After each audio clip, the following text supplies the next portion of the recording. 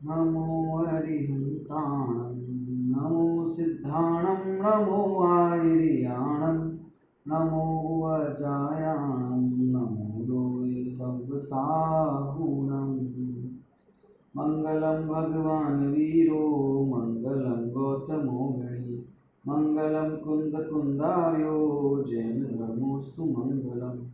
सर्वमंगल मांगल्यम सर्वकल्याणकारकम प्रधानम सर्वधर्माणां जैनम जयतु शासनम जैनम जयतु शासनम जैनम जयतु शासनम। क्रमबद्ध पर्याय की चर्चा प्रवर्तमान है और क्रमबद्ध पर्याय की श्रद्धा सर्वज्ञता की श्रद्धा के बिना नहीं होती। सर्वज्ञता की सच्ची श्रद्धा में क्रमबद्ध पर्याय की श्रद्धा भी समाहित है। अतः क्रमबद्ध पर्याय की श्रद्धा करना मतलब सर्वज्ञ की श्रद्धा करना है और क्रमबद्ध पर्याय की श्रद्धा नहीं करना मैं सर्वज्ञ की भी श्रद्धा नहीं करना है ना। और सर्वज्ञता और वितरागता को जाने बिना आत्मदर्शन या सम्यक दर्शन हो नहीं सकता। उसकी प्रथम सीढ़ी वही है। तो हम ये भी कह सकते हैं क्रमबद्ध पर्याय को जाने बिना उसके स्वरूप का निश्चय किए बिना सम्यक्त्व उत्पत्ति नहीं हो सकती है। इसलिए क्रमबद्ध पर्याय का विरोध करना साक्षात सर्वज्ञ का विरोध करना है, सम्यक दर्शन रूप धर्म का विरोध करना है और इससे अपना कार्य सिद्ध नहीं होगा। तो अपने अनंत अपने मोक्ष का विरोध करना है ना, सुख का विरोध करना है और ये किसी को भी इष्ट नहीं हो सकता। इसलिए सुख और शांति इष्ट है तो क्रमबद्ध पर्याय को समझना और ग्रहण करना आवश्यक ही है। क्रमबद्ध पर्याय के विषय में अनेक तर्कों से शास्त्र के उद्धरणों से इस बात की सिद्धि की गई। सर्वज्ञता का मुख्य रूप से आधार लेकर के परिणमन जो है वस्तु का वो क्रमबद्ध है, अपने नियत समय में होता है और उसमें उसके कारक जो 5 कारण हैं वे भी अपने अपने स्वकाल स्वद्रव्य सक्षेत्र स्वभाव के हिसाब से व्यवस्थित सदा ही विद्यमान रहते हैं। उसको इंद्र और जिनेन्द्र कोई भी टाल नहीं सकता है। ऐसी क्रमबद्ध पर्याय की श्रद्धा सर्वज्ञता के साथ समाहित है और सर्वज्ञता क्रमबद्ध पर्याय दोनों एक दूसरे के साथ में रचे पचे हैं ना। तो उसी सर्वज्ञता के स्वरूप को थोड़ा सा और महिमा बताने के लिए और उसकी श्रद्धा किस प्रकार से की जाए वो सब बताने के लिए यहाँ आगे विषय दिया हुआ है, उसको अपन देखते हैं।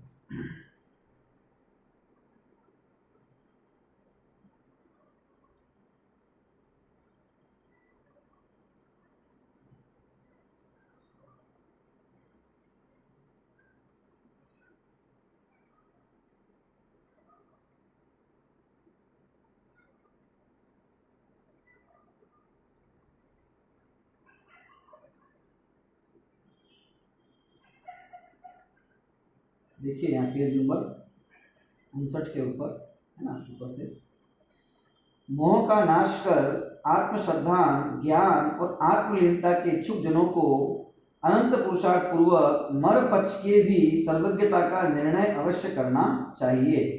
सर्वज्ञता के निर्णय में क्रमबद्ध पर्याय का निर्णय समाहित है। सर्वज्ञता और क्रमबद्ध पर्याय का निर्णय ज्ञायक स्वभाव के सन्मुख होकर ही होता है। ज्ञायक स्वभाव की सन्मुखता ही मुक्ति महल की प्रथम सीढ़ी है। उस पर आरोहण का अनंत पुरुषार्थ क्रमबद्ध पर्याय की श्रद्धा में समाहित है। मोह के नाश करने के जो इच्छुक हैं, ऐसे आत्मश्रद्धा ज्ञान और आत्मलीनता सम्यक दर्शन सम्यक ज्ञान और सम्यक चरित्र के जो इच्छुक हैं, मतलब रत्नत्रय जिनको इष्ट है, उन्हें मर पक्ष कर भी सर्वज्ञता का निर्णय अवश्य करना चाहिए। सर्वज्ञता का निर्णय करना मतलब अपने आत्म वैभव का निर्णय करना, आत्मज्ञान का निर्णय करना है ना। आत्म स्वरूप का निर्णय किए बगैर सिद्धि नहीं हो सकती है, इसलिए ये करना ही होगा। और सर्वज्ञता का निर्णय किए बगैर अकर्तृत्व, जगत का जो अकर्तृत्व है उससे भी हम कैसे मुक्त हो सकेंगे। ज्ञान स्वरूप की महिमा तो आएगी ही, साथ में जगत का अकर्तृत्व सर्वज्ञ का निर्णय हुआ और उनकी सर्वज्ञता ख्याल में आई तो निश्चितता ख्याल में आ गई। भविष्य संबंधी क्रमबद्ध पर्याय सहज ही ख्याल में आ गई, तो क्रमबद्ध पर्याय ख्याल में आई गई तो कर्तृत्व का अहंकार या मिथ्यात्व का जो भाव है ये जाता रहेगा। और यही तो सम्यक्त्व है। मैं पर पदार्थ का कर्ता नहीं हूँ, मैं पर रूप नहीं हूँ। कर्ता मानता है तो मैं पर उसमें मैं पना करता है है ना, स्वामी बनने से प्रवर्तन करता है, पर पर पदार्थ को अगर स्वामी नहीं बने तो कर्ता भी नहीं बने। स्वामी बनने से प्रवर्तन करता है क्योंकि उनमें उनमें मेरा कर्तृत्व चलता है, मेरी चलती है इसलिए मैं हूं इसलिए मेरी चलती है। इस प्रकार का इसका मिथ्यात्व, मिथ्या अहम जो अनात्म तत्व है उनमें सदा ही बना रहता है, क्योंकि इसको क्रमबद्ध पर्याय का निर्णय नहीं है, सर्वज्ञता का यथार्थ निर्णय नहीं है। अगर वह निर्णय हो जावे तो फिर ये मिथ्यात्व भाव जाता रहेगा।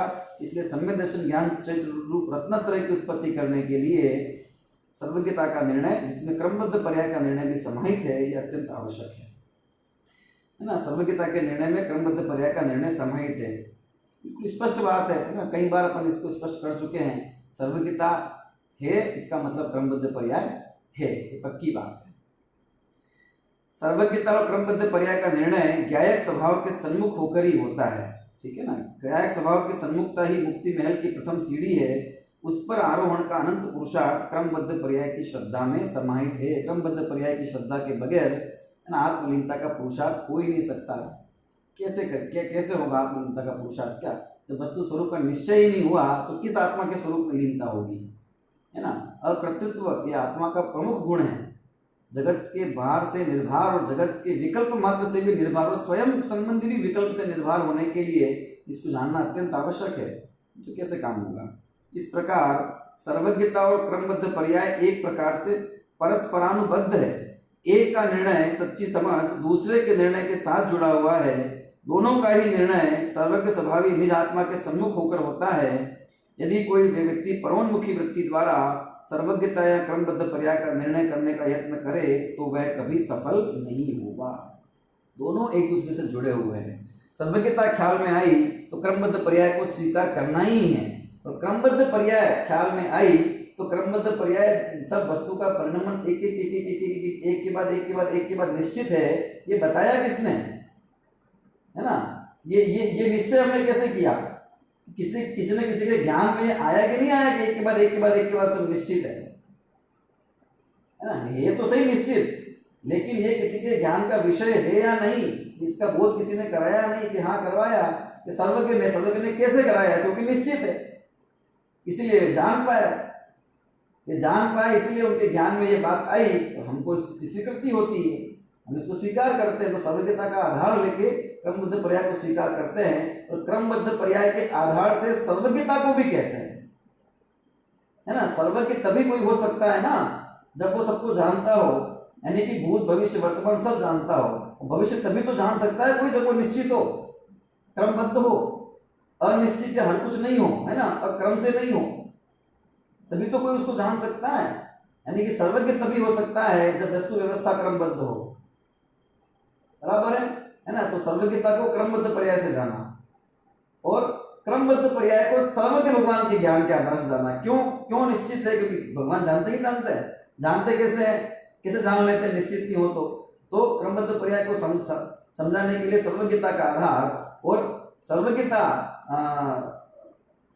को अगर हमको समझना है तो उसमें भी क्रमबद्ध पर्याय सहायक होती है। तो एक प्रकार एक दूसरे से साथ में कैसे है, ये परस्पर अनुबंध है, अनुबद्ध है, अनुस्यूत है ना। एक की श्रद्धा में दूसरे की समाहित है ना। ऐसा कदापि संभव नहीं है कि एक को तो माने और अन्य को न माने, है ना। सर्वज्ञता तो माने और क्रमबद्ध पर्याय न माने, ये संभव नहीं हो सकता। इसका मतलब सर्वज्ञता का स्वरूप सही ख्याल में है ही नहीं, है ना। ये तो बात चल रही थी पहले कि सर्वज्ञता तो मानता है, पर वो ये पहले तो ये मानता है कि भविष्य को जानते ही नहीं, जो घटना घटी नहीं वो जानेंगे कैसे। फिर कहते हैं कि जानते तो हैं लेकिन सशर्त जानते हैं, ऐसा होगा तो ऐसा होगा, ऐसा होगा तो ऐसा होगा। फिर कहता है जानते तो हैं तो उतना ही जानते जितना जीवों ने कर्म बांध लिया है, जितना उसने कर्म बांध लिया है तो उसका वो उदय में आएगा, इतना उनको पता है। पर जिसका बांधा ही नहीं, आगे अनंत होगा वो नहीं जानते।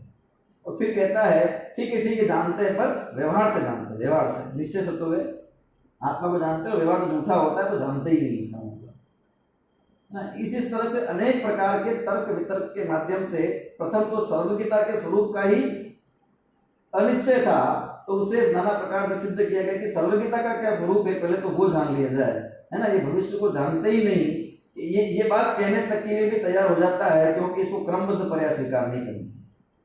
इसलिए वो ये कह देता है कि सर्वज्ञ, क्योंकि ये तो ये ना तर्क हो गया ना, कितना बड़ा तर्क हो गया। अगर निश्चित ही तो जानते कैसे हैं, और सर्वज्ञ भगवान तो जानते हैं, इसका मतलब निश्चित है। और इस तर्क का खंडन कैसे किया जाएगा? इसके लिए तो सर्वज्ञता भी प्रश्न चिन्ह खड़ा करना पड़ेगा। नहीं नहीं जानते, नहीं जानते हैं इसलिए निश्चित नहीं। बस हमको ये साबित करना है क्रमबद्ध पर्याय को असिद्ध करने के लिए कि जानते नहीं है, किसी को पता नहीं क्या होने वाला है, आगे क्या होने वाला है ये कोई नहीं जानता, किसी को पता नहीं है ना, इसीलिए वो निश्चित ही नहीं है। अगर पता होता तो फिर निश्चित होता।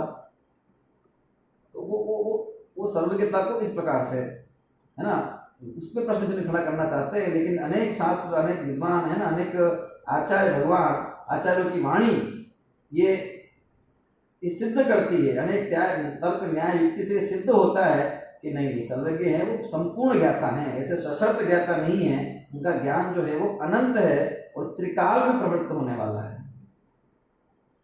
ऐसा मानते ही क्रमबद्ध पर्याय की स्वीकृति होती ही है। ये माने भी तो क्रमबद्ध पर्याय को न माने ये संभव नहीं है ना। तो क्रमबद्ध पर्याय का स्वीकृति सर्वज्ञता के ज्ञान में समाहित है और सर्वज्ञता को क्रमबद्ध पर्याय से भी जाना जा सकता है। दोनों का ही निर्णय सर्वज्ञ स्वभावी निज आत्मा के अनुभव, है ना, सर्वज्ञ का स्वभावी निज आत्मा के सन्मुख होकर परामुखी वृत्ति जब तक है, परमुखी वृत्ति मतलब पर में हेरफेर करने की बुद्धि, पर को जब तक हम परलक्षी बुद्धि रखेंगे तब तक सर्वज्ञता समझ में नहीं। सर्वज्ञता अपना अपना ज्ञायक स्वभाव है, स्वयं के ज्ञान की सर्वोन्नत दशा है सर्वज्ञता। तो वो स्वयं को देखकर, स्वयं को जानकर, अपने स्वरूप का आभास करके ही, मतलब इतना ज्ञान की इतनी उन्नति हो सकती है। किसके आश्रय से हो सकती है? पढ़ के हो सकती है, बाहर में शैक्षणिक ज्ञान के बल पे हो सकती है। बाहर में जितना अध्ययन करते जाओ तो एक दिन ऐसा हो जाएगा कि सब शास्त्रों का, सब दुनिया का ज्ञान हो जाएगा। क्या ये परमुखी वृत्ति से ज्ञान होता होगा? नहीं, आत्मज्ञान से, है ना, श्रद्धान से। सर्वप्रथम तुम्हें आत्मा इस प्रकार का श्रद्धान हो तो उसको सम्यक ज्ञान प्रकट होगा। कालांतर में वही, है ना, आत्मा की विकसित विकास अवस्था पूरी होती वह सर्वज्ञ, मतलब आत्मा के आश्रय से सर्वज्ञता आएगी। तो आत्मा को जाने बिना सर्वज्ञता ख्याल में नहीं आ सकती, बराबर ना।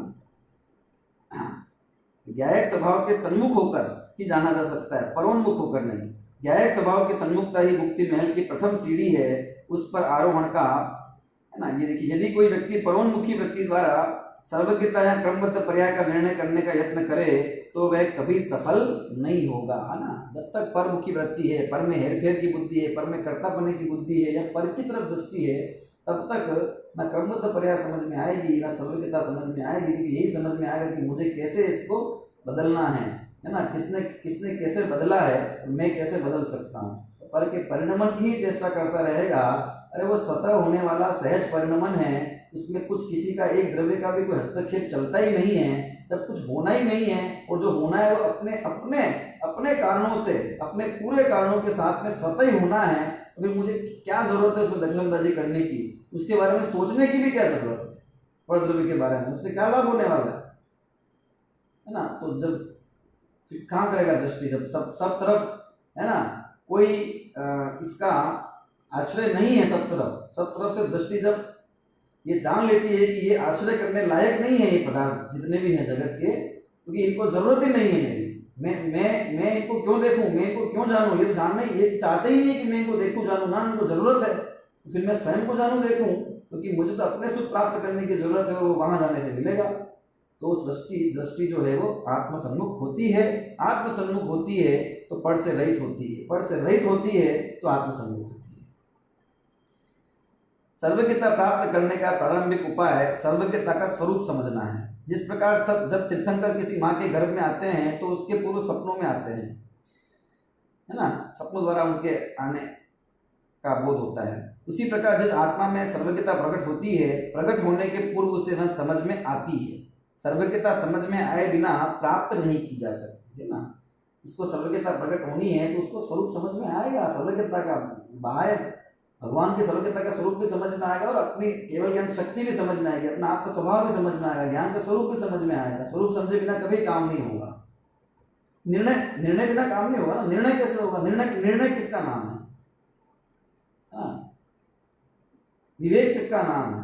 प्रयोजन भूत को यथार्थ को जान लेना जीव को जीव, अजीव को अजीव, ऐसे यथार्थ 7 तत्वों की श्रद्धा कर लेना, उसी का नाम तो है ना, उसी का नाम यथार्थ श्रद्धा, यथार्थ ज्ञान करना। वही तो निर्णय है कि जीव जीव है, अजीव नहीं है, और अजीव अजीव है, जीव नहीं है। ऐसा भेद ज्ञान हो जाना ही तत्व निर्णय है। वस्तु व्यवस्था का ज्ञान होना ही तत्व निर्णय है। ये कैसे होगा ज्ञान? ये निर्णय कैसे होगा? ज्ञान के बिना या समझे बिना तो नहीं हो सकता ना। समझने के बाह्य निमित्त अलग अलग हो सकते हैं, सो भी सब निमित्त हैं।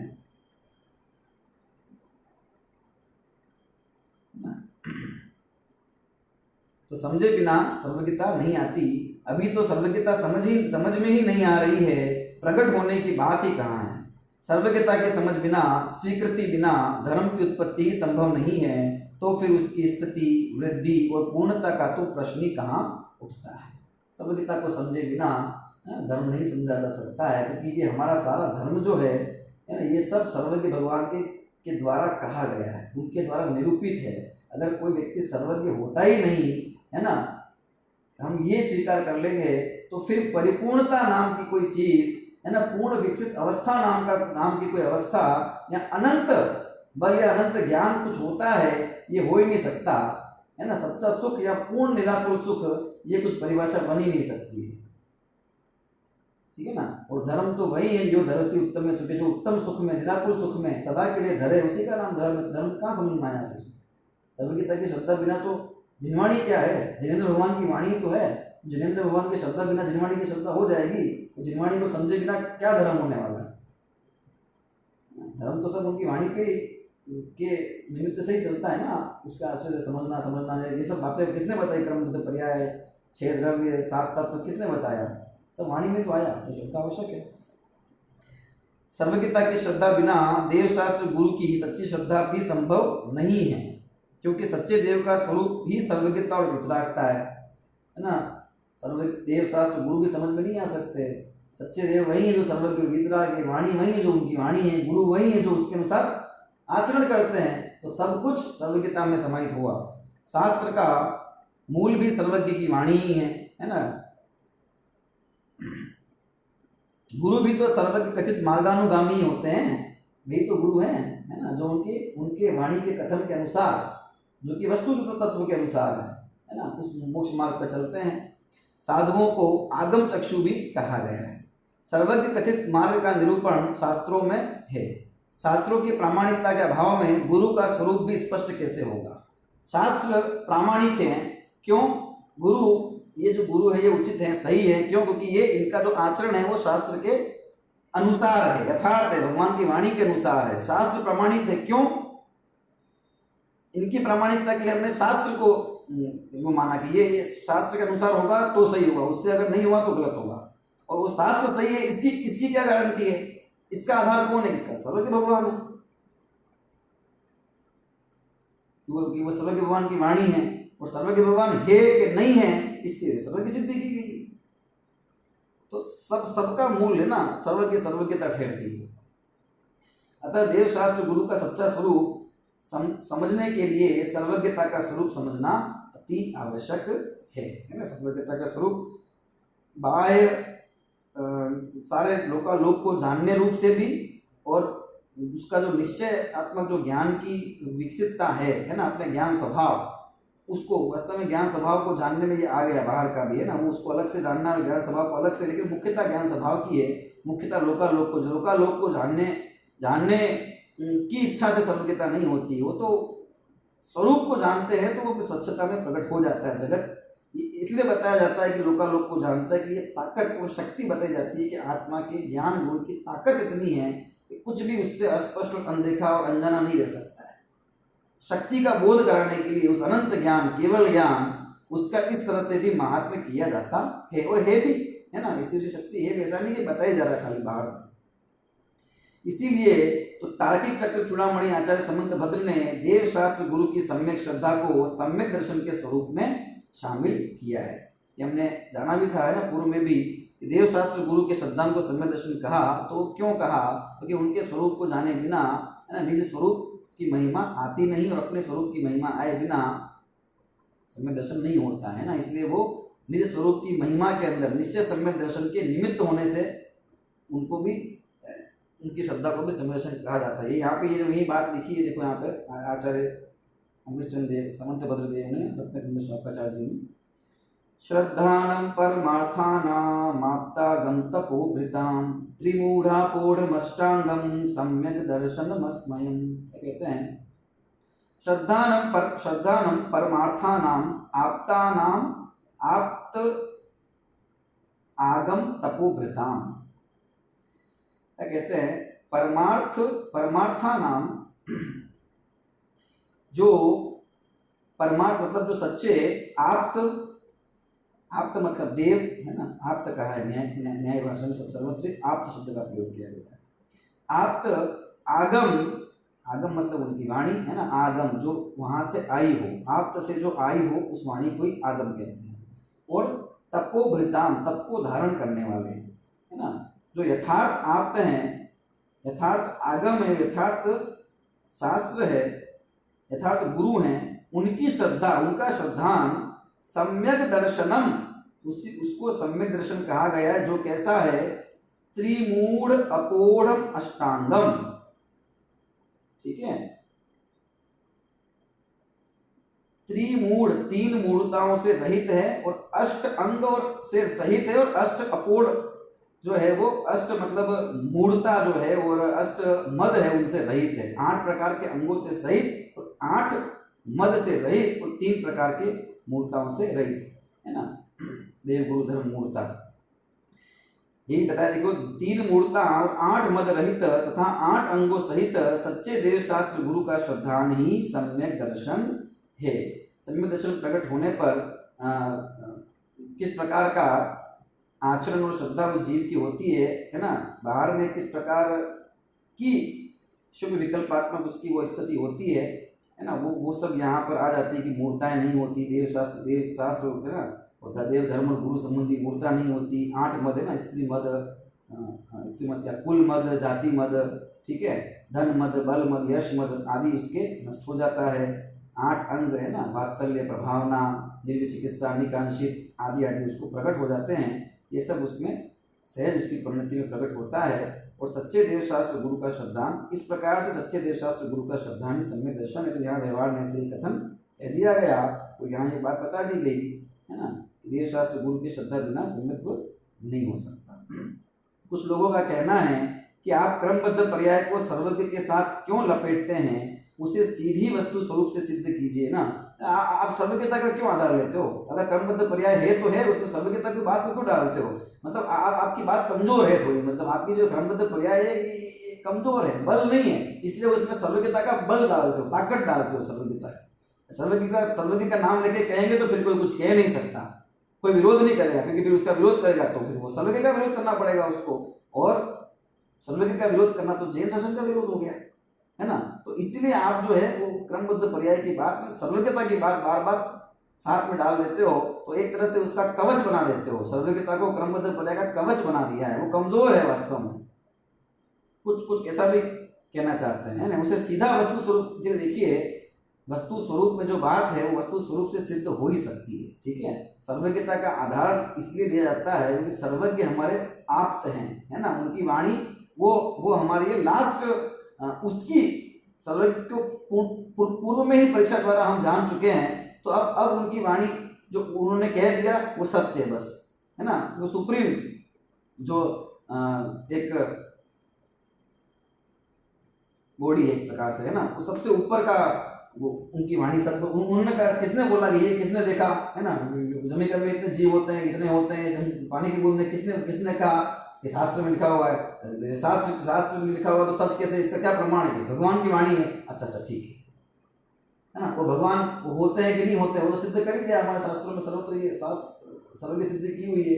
तो भगवान का आधार, सर्वज्ञ का आधार लेके, भगवान मतलब सर्वज्ञ और वितरा का आधार लेके हम हर बात की सत्यता की जांच करते हैं। यहाँ से उसको सत्य कहने के लिए कहते हैं भगवान की वाणी ना, इस प्रकार से कथन किया। तो वो शास्त्र में होनी चाहिए, और वो तर्क आदि के आधार से अपन उसको निर्णित करते ही है ना। ऐसा सब कुछ हर कुछ भगवान की वाणी नहीं हो सकता है ना। तो उसका आधार लेते हो, इसका मतलब ये है कि आपकी बात में उसमें वजन नहीं है ना, इसलिए देखो क्रमबद्ध पर्याय की बात में वजन नहीं है, क्रमबद्ध पर्याय कुछ किसी पक्ष में कमजोर है इसलिए सर्वज्ञता का आधार लेते, ऐसा नहीं है। लेकिन उस बात को गहराई से समझाने के लिए और उस पर दृढ़ता पूर्वक निर्णय हो जाए सभी का, इसके लिए क्योंकि सर्वज्ञ की में जिसकी श्रद्धा है तो उसको क्रमबद्ध पर्याय की श्रद्धा करनी होगी, और जिसको सर्वज्ञ की श्रद्धा नहीं है, सर्वज्ञता की श्रद्धा नहीं, तो उसको तो क्रमबद्ध पर्याय समझ में आ ही नहीं सकती है, उसको मतलब ही नहीं है ना। क्रमबद्ध पर्याय समझ में आ जाए तो सर्वज्ञता भी समझ में आ जाएगी, ठीक है ना। तो सर्वज्ञता का आधार लेना आवश्यक है ना। आगे बताई भी ये बात, भाई हम लपेटते नहीं, वह लिपटी हुई ही है। क्रमबद्ध पर्याय तो साथ में ही है सर्वज्ञता की, क्योंकि सर्वज्ञता की श्रद्धा बिना क्रमबद्ध पर्याय की श्रद्धा एवं क्रमबद्ध पर्याय की श्रद्धा बिना सर्वज्ञता की श्रद्धा संभव नहीं है। यद्यपि सर्वज्ञता का सहारा लिए बिना भी क्रमबद्ध पर्याय की सिद्धि की जा सकती है, वस्तु स्वरूप के आधार पर हम विस्तार से क्रमबद्ध सिद्ध कर भी आए हैं, तथापि सर्वज्ञता से उसे अलग करने का आग्रह भी क्यों है ना। पूर्व में वस्तु स्वरूप संबंधी बात की ना, विस्तार क्रम की बात की, प्रवाह क्रम की बात की है ना, ये सब वस्तु के अंदर है। दूसरा ठीक है, सर्वज्ञ के ज्ञान पे नहीं पर भविष्य संबंधी ज्ञान है ना होता है, नित्य ज्ञान इत्यादि भी प्रकट होता है और वो हमेशा सही होता है। आदि आदि ज्ञानों के आधार से भी है ना अगला भव शुद्ध ज्ञान के अंदर ही है ना जीवों के स्थिति प्रकट हो जाती है, ऐसे भविष्य संबंधी घोषणा हो जाती है, वे सारी सत्य होती है। ज्योतिष ज्ञान आदि आदि के आधार पर ये सब बात की है ना, तो वहां पे वस्तु स्वरूप का आधार लेकर भी अन्य अन्य प्रमाणों अन्य अन्य आधार लेकर भी उसको सिद्ध किया गया। लेकिन अगर हम देखें तो भी अंत में उसके मूल में हम जाना चाहें तो वस्तु स्वरूप कैसा है ये भी किसने बताया है, ये भी सर्वज्ञ ने बताया है। तो वस्तु स्वरूप के आधार से भी ये बात सिद्ध की जाती है, और वस्तु स्वरूप जो है वो भी सर्वज्ञ के आधार से सिद्ध किया जाता है। तो अंतिम रूप से सर्वज्ञता के पास जाना आवश्यक हो जाता है। और दूसरी बात यह है कि सर्वज्ञता को क्यों क्यों क्यों हटाना है क्रमबद्ध पर्याय में से। क्रमबद्ध पर्याय की सिद्धि के लिए अगर सर्वज्ञता का आधार ले, इसको दूर क्यों करना है, इसको क्यों अलग करना है?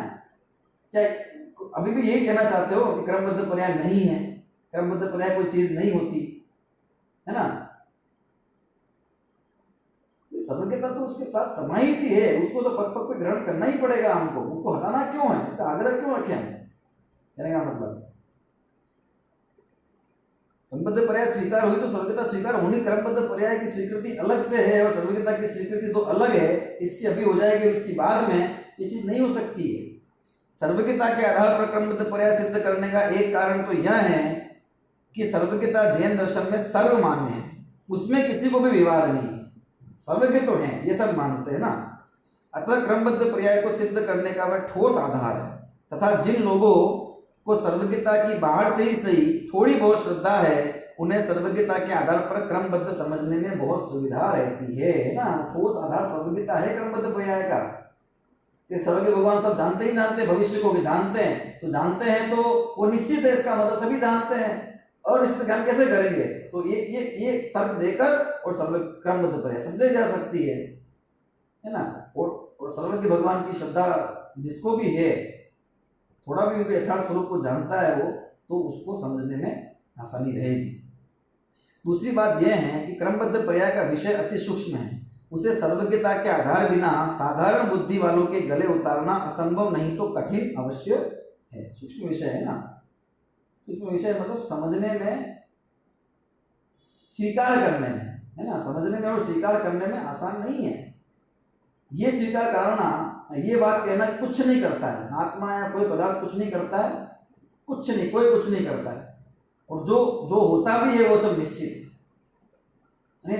आपका खाना पीना उठना बैठना, ये जो शरीर आदि निश्चित क्रिया है, विकल्प नाना प्रकार के सोचना आदि, अथवा अधर्म का नाश होकर धर्म की प्राप्ति होना, संमिथ्यात्व नष्ट होकर सम्यक्त्व होना, ये सब चीजें अपने काल क्रम में एक समय में निश्चित हैं, और जब वो प्रकट होनी होगी तब ही होगी। ये बात समझाना आसान नहीं है ना। ये जो कर्तृत्व का जो अहंकार है या फिर कर्तृत्व का झूठा वो ये मान्यता कि मैं कर सकता हूं, इसको छोड़ देना ये मनुष्य के लिए आसान है। उसको ऐसा लगता है कि मेरा मान ही गल गया, मेरी शक्ति खत्म हो गई, मेरा कुछ बचा ही नहीं इसमें, तो फिर मेरे हाथ में तो कुछ रहा ही नहीं, अधिकार खत्म होते हुए दिखते हैं ना। पर वस्तु में जो अब तक स्वामित्व था वो स्वामित्व खत्म होते दिखता है ना। दरिद्रता होते हुए नजर आते कि कुछ रहा ही नहीं मेरे पास। तो पहले क्या था, केवल एक मिथ्या अभिमान था, इसके अतिरिक्त और क्या था, और उसके कारण से कहां कहां और कैसी कैसी गतियां हुई। तो ये चीजें छूटती है ना, तो ये मुश्किल है। मैं आपसे कहता हूं कि सर्वज्ञता एवं सर्वज्ञ कथित आगम के आधार बिना आप 1,00,000 योजन का ऊंचा सुमेरु पर्वत ही समझा दीजिए। आखिर आपको यही तो कहना होगा ना कि शास्त्रों में लिखा है और शास्त्र सर्व कथित है। तो सुमेरु पर्वत तो आपने इतना सारा वर्णन देखा कि नहीं देखा, डायदीप है ना, और कहाँ कहाँ भरत क्षेत्र है, कहाँ का ऐरावत क्षेत्र है, सुमेरु पर्वत की इतनी इतनी ऊंचाई है, यहाँ पर उसमें कटनी होती है, ऊपर वहाँ पे इतनी पांडुशिला है, यहाँ पर चारों तरफ है, तो सोधर इंद्र आते हैं वहाँ पर, इतनी योजन है, रत्नमय है ना, 6 पर्वत है जम्बूद्वीप के अंदर, उससे 7 क्षेत्र बन जाते हैं। ये सब किसने देखा? हमने और आपने तो नहीं देखा ना। लेकिन फिर किसके आधार से कही है सारी बात? जिनवाणी के आधार से कही। जिनवाणी किसके आधार? सर्वकथित है, तो है ना। तो इतना यहाँ कहना चाहते हैं कि इतना स्थूल 1,00,000 योजन ऊंचा सुमेरु पर्वत, वो भी सर्वज्ञता की बिना नहीं समझ सकते। तो ये क्रमबद्ध पर्याय की इतनी सूक्ष्म जो बात है, इसको कैसे समझी जा सकती है? इसलिए उसका आधार तो जरूरी है भाई। आखिर आपको यही तो कहना होगा ना कि शास्त्रों में लिखा है और शास्त्र सर्वकथित है। जब आप इतना स्थूल 1,00,000 योजन का सुमेरु पर्वत की सर्वज्ञता और सर्वकथित आगम के बिना सिद्ध नहीं कर सकते, तो फिर क्रमबद्ध पर्याय जैसे सूक्ष्म विषय को समझाने में हमसे सर्वज्ञ और सर्वज्ञ कथित आगम का सहारा छोड़ने को क्यों कहते हो? और आगम के आधार बिना हमको क्या समझना और क्या समझाना है? आगम के आधार बिना क्या समझना और क्या समझाना है? आगम के साथ हमारा मेल होना चाहिए, हमारे विचारों का मेल आगम से होना चाहिए। नहीं, अनुभव से। अरे अनुभव अगर आगम में जैसा वस्तु स्वरूप बताया है ना, अनुभव अगर हमारा वैसा नहीं है, वस्तु स्वरूप का अनुभव वैसा नहीं होता है, तो वो झूठा है अनुभव, अयथार्थ है, अयथार्थ अनुभव है। क्योंकि अनुभूति तो जगत की नाना प्रकार से सब लोग करते हैं, अलग अलग दर्शनों के लोग भी करते हैं। उन्होंने अपनी मान्यता स्थापित कर दी ना कि नहीं जगत ऐसा है, किसी ने मान नहीं करता है, पहले कुछ भी था, है ना, एक ईश्वर था, है ना, फिर उनको ऐसा विचार आया कि जगत उत्पन्न करना चाहिए, तो फिर उन्होंने एक और पुरुष का निर्माण किया, फिर उन्होंने नाना प्रकार के सब वर्णों का निर्माण किया। ये सब माने ही गया ना, उसको वो ऐसा मानते हैं तो वो उस रूप से अनुभव करते हैं। तो अनुभव से प्रमाण करेंगे। अनुभव से प्रमाण किस चीज का करो? उसका पहले कोई निर्णय इसका होना चाहिए कि भाई आत्मस्वरूप क्या है ना। पर एक एक द्रव्य की जो वस्तु व्यवस्था वो स्वतंत्र है, तो प्रथम तो देशना और सर्वज्ञ की जो वाणी है उसके आधार से वस्तु का निर्णय होता है, और फिर अनुभव से निर्णय होता है, तो वो मैच होता है, होना ही चाहिए आगम के आधार से। आगम ही हमारा आधार है, आवश्यक है ना। इसलिए आगम को छोड़ना नहीं है, आगम का सहारा लेकर ही सब काम होगा। क्या आपका विश्वास सर्वज्ञता और सर्वकथित आगम में नहीं है? यदि है तो फिर ऐसी बात क्यों? सर्वज्ञता का आधार छुड़ाने की हट क्यों? लगता तो यह है कि आपको स्वयं सर्वज्ञता पर पूरा भरोसा नहीं, या सर्वज्ञता का स्वरूप आपकी दृष्टि में पूरी तरह स्पष्ट नहीं है, और सर्वज्ञ की सत्ता से इनकार करने की भी हिम्मत नहीं है। अतः किसी न किसी बहाने इस समर्थ हेतु से अपनी जान छुड़ाना चाहते हैं। यदि सर्वज्ञता का स्वरूप आपकी दृष्टि में स्पष्ट होता है और उस पर आपको विश्वास भी होता, तो क्रमबद्ध पर्याय भी सहज स्वीकृत हो जाती। फिर यह कहने की आवश्यकता ही नहीं रहती कि क्रमबद्ध पर्याय की सिद्धि के लिए सर्वज्ञता का सहारा क्यों लेते हो? आगम की बात है ना, वस्तु स्वरूप का यथार्थ कोई एक बिंदु है, कोई सिद्धांत है, तो कहाँ से समझाएंगे उसको? शास्त्र के आधार से समझाएंगे। उस शास्त्र के आधार से अगर वो सिद्ध होता है तभी वो सत्य है ना।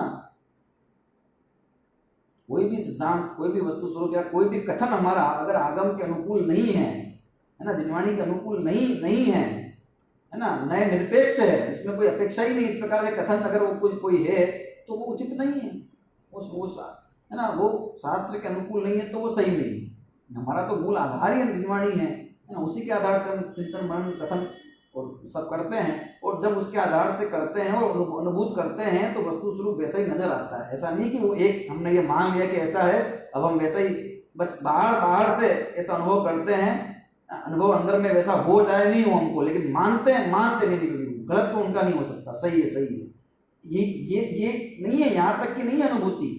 श्रद्धा तो, ये बाह्य श्रद्धा तो इसका पहला चरण है उसको स्थापित करने के लिए ही सर्व की सिद्धि सब की हुई है कि जिन पे तुम श्रद्धा, जिनकी बात को मान के आगे बढ़ने वाले हो, वो सत्य हैं, वो सत्य पुरुष है, यथार्थ है वो, ऐसा नहीं कि नहीं है ना। इसलिए हम अपनी धर्म यात्रा की शुरुआत जहां से करने वाले हैं, जिनवाणी के आधार से, वो जिनवाणी जिनेंद्र भगवान की है, वो यथार्थ है, सत्य हैं, हो सकते हैं, होते हैं, ये जाना जाता है पहले। और फिर जो बात लिखी है उसको नाना प्रकार से तर्क युक्ति से सिद्ध करते हैं, और वो वस्तु स्वरूप के हिसाब से सिद्ध होता है। अगर सिद्ध नहीं होता तो श्रद्धा नहीं टिक सकती व्यक्ति की। कब तक ये इस बात की श्रद्धा बनाए रखेगा कि नहीं भगवान ने कहा, भगवान ने कहा, भगवान ने कहा, ठीक है, दूसरों कहने के लिए कह भी देगा, पंथ का रामो तो नहीं छूटता किसी से, लेकिन अंतर में क्या उत्तर देगा उसका, अंतर में क्या क्या क्या स्वीकृति देगा। ये समय 60 जी में बात लिखी है, सच है कि नहीं, क्या पता सच है, क्या पता झूठ है, ठीक है, भगवान ने कहा तो सच ही होगा, अब मेरे को लग नहीं रहा है। तो ये अनुभव अंदर से वस्तु स्वरूप के, सच्चा अनुभव होगा तो वस्तु स्वरूप के हिसाब से ही होगा, वो यथार्थ होगा, है ना। तो यही है व्यवस्था।